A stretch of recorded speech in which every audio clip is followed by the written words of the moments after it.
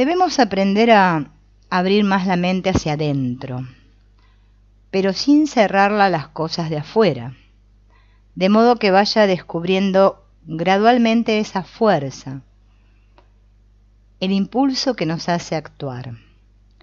Hemos de procurar no estar pendientes únicamente del aspecto exterior de la acción o de la persona, o del atractivo externo, ni siquiera tampoco de nuestro aspecto personal exterior, ni de las ideas y sentimientos superficiales.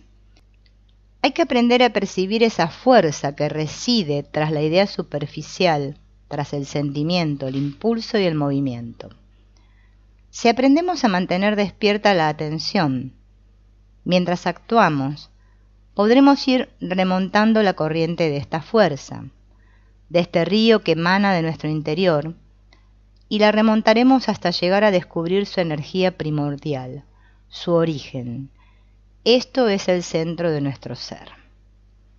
Se trata pues de aprender a estar más inteligentemente abiertos frente a toda situación, sea la de jugar, de pasear, de hablar, de descubrir, de tratar una operación comercial, de descansar, de ir a comprar al mercado o de contar un chiste.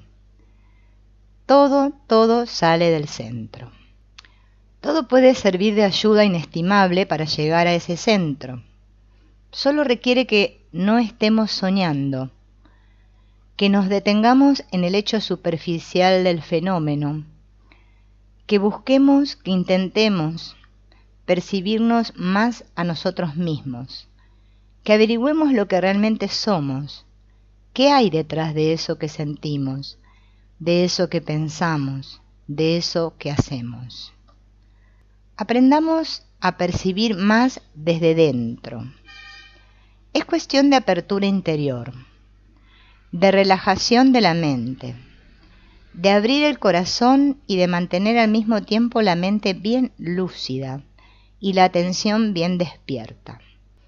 Cuando esto se practica una y otra vez, poco a poco se llega a una noción completamente nueva de sí mismo, y se descubre esa realidad que decíamos que no era el cuerpo, ni los impulsos ni las sensaciones procedentes del cuerpo, ni las emociones ni las ideas, por buenas, útiles y necesarias que sean.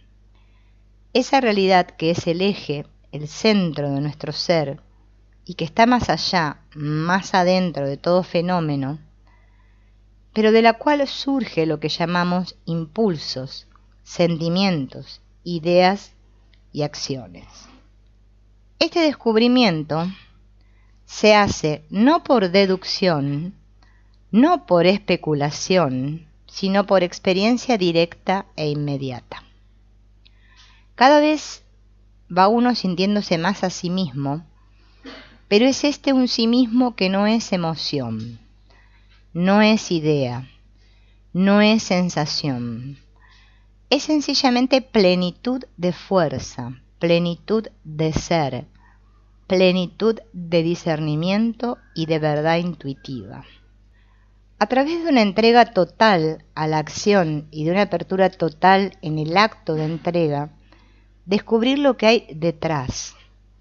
Solamente podemos descubrir lo que hay detrás de la acción cuando somos todo acción y estamos a la vez despiertos. Alcanzar este objetivo exige una actitud de dedicación total, de entrega, pero también imponen estas exigencias todas las técnicas que quieren realmente llegar al centro. No hay ninguna técnica que sea cómoda, fácil, que sea compatible con el ir tirando. Todas las técnicas, absolutamente todas, requieren una entrega total, porque solamente con una entrega total se puede llegar a lo que hay después de la totalidad y a lo que hay en el centro. Quizás este camino le parezca a muchas personas difícil, duro y problemático. Sí, vaya que sí. Si no tengo ilusiones, si no tengo esperanzas, si no tengo proyectos, ¿qué es lo que me hará mover? ¿Me quedaré ahí sentado porque nada tendré que me mueva a la acción? Esta es una objeción que suele plantearse al hablar de estos temas, pero totalmente infundada.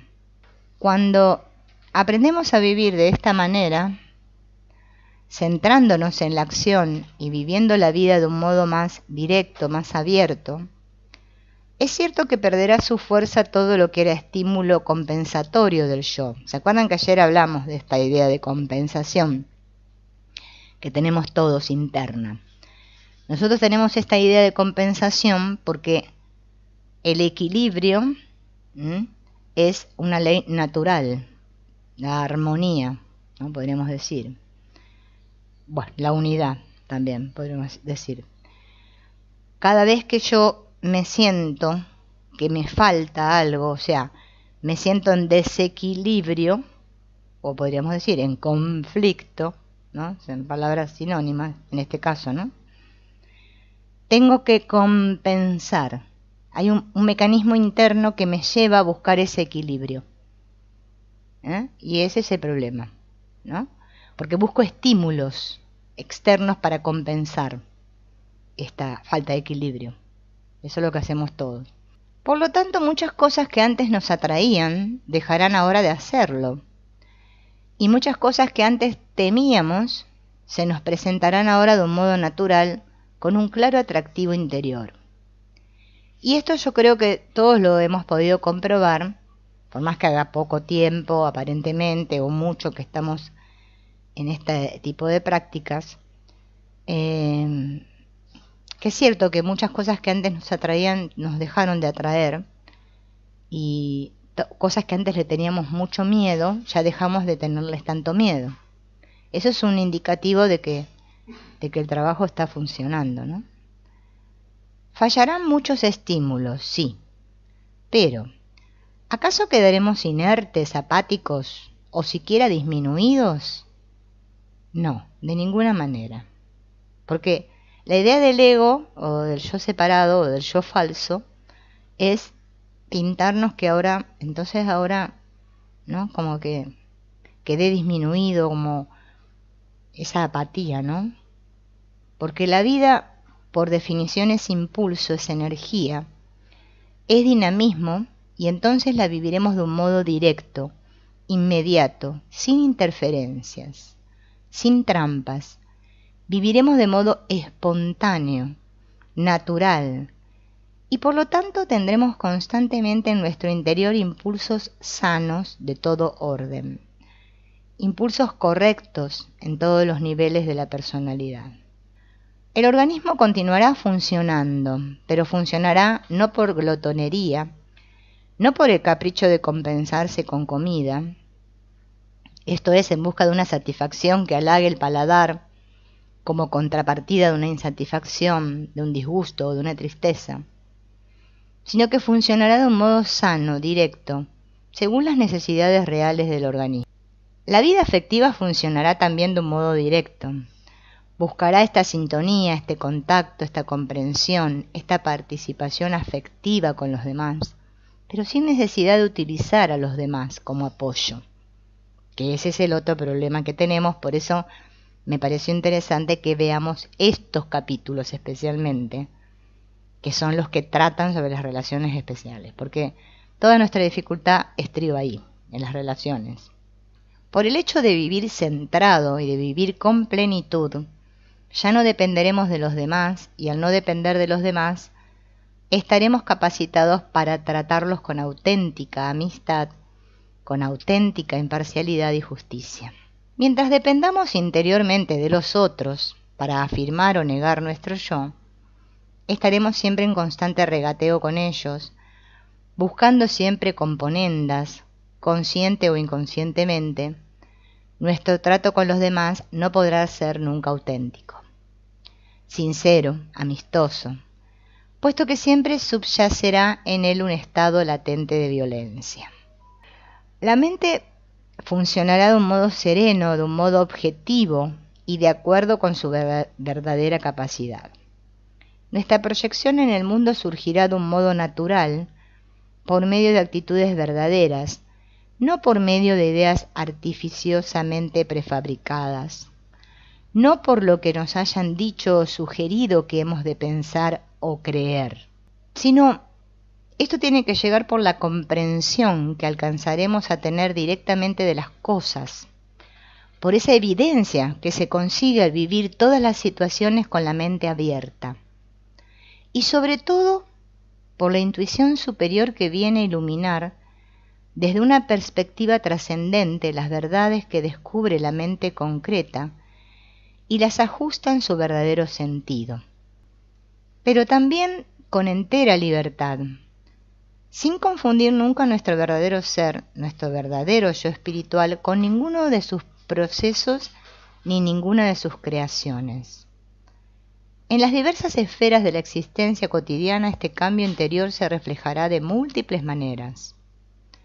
En la vida conyugal, ¿ocurrirá acaso que si dejamos de esperar una correspondencia afectiva, si dejamos de estar pendientes de la actitud del otro hacia nosotros, de su dedicación y fidelidad, podremos ser felices en el matrimonio?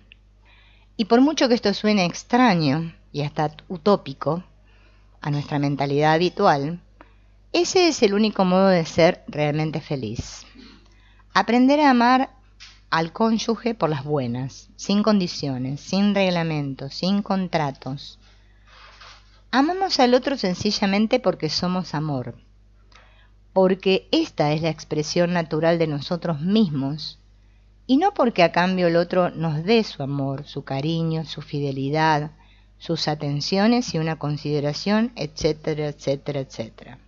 Amamos sencillamente porque sentimos la necesidad de amar, y porque el otro nos hace el favor de dejarnos expresar afecto. Somos nosotros quienes hemos de estarle agradecidos en vez de esperar que el otro agradezca nuestro amor como suele ocurrir. Yo amo a una persona y por el hecho de amarla me considero con grandes derechos sobre ella, puesto que estoy convencido que le doy lo mejor. ¿Es que acaso dándole lo mejor nos quedamos sin ello? Si precisamente cuando damos lo mejor, cuando realmente ponemos nuestro interés, nuestra capacidad de amor, de comprensión, de bondad, es cuando descubrimos la auténtica plenitud. Y es absurdo buscar nada a cambio. Es este un grave error que solemos cometer por nuestro ciego egocentrismo. La única forma de hallar la plenitud es entregarse del todo. Esa es la gran lección que tanto cuesta aprender. Cuando nos hablan de abnegación, de sacrificio, de renuncia al yo, en lenguaje hindú se diría que hemos de disolver el ahamkara, o sea, la estructura mental en la que se forma nuestra individualidad, la conciencia de que yo soy aparte de los demás, nos asustamos y retrocedemos. Cuando pensamos en la muerte, nos asusta la idea de quedar sin cuerpo. Cuando nos dicen que hemos de entregar las cosas, que hemos de dar nuestros bienes, nos entra un pánico enorme, como si con ello nos quitaran toda seguridad, como si nos quitaran nuestra propia fuerza, nuestra propia realidad. ¿Por qué tenemos este miedo? Porque estamos confundiendo momento tras momento nuestra verdadera identidad, nuestra naturaleza real, con lo que son meras posesiones, vehículos, instrumentos. Y esas posesiones e instrumentos, como lo son el cuerpo, los bienes materiales, los deseos, las emociones, los pensamientos, y por encima de todos ellos, nuestra idea e imagen de nosotros mismos, están destinados a disolverse en el mar de todo lo existente, en el permanente proceso de total renovación. Esta es la ley de la vida. Fíjense en que nosotros, por ejemplo, una ropa cuando está vieja, bueno, si ya no sirve más, la tiramos. Y no hacemos, ay, pobre, tan buena que fue mi campera, o mi pollerita, o mi vestido, y le hacemos un ritual, lo enterramos, y no sé qué. A los cuerpos sí. ¿Ven? Al cuerpo nosotros le damos mucho valor, como algo muy, ¿no? Un bien muy preciado. Y es que es un instrumento. Igual que cualquier cosa. ¿Sí? Es que quien yo soy no es el cuerpo. Entonces, hasta que no podemos hacer ese clic, cuesta. Y cuanto más nos confundamos y nos agarremos a las cosas, más fuertemente la vida nos las va a arrancar. Y esto es otra cosa que tenemos que reconocer. No podemos cambiar la ley a nuestro gusto, pero sí podemos en cambio cambiar nuestro gusto a la medida de la ley. Podemos estudiarla, comprenderla y aceptarla. Podemos transformarnos en ella, y esta transformación no es otra cosa que nuestra propia culminación, nuestra perfección y realización espiritual. Evidentemente cada cual ha de escoger el camino que pueda y quiera. Pues no hay duda que mejor que seguir ese camino cruento de la posesión es aprender, dentro de lo posible, a ser capaz de entregarse, de abrirse totalmente y de vivir la vida del todo.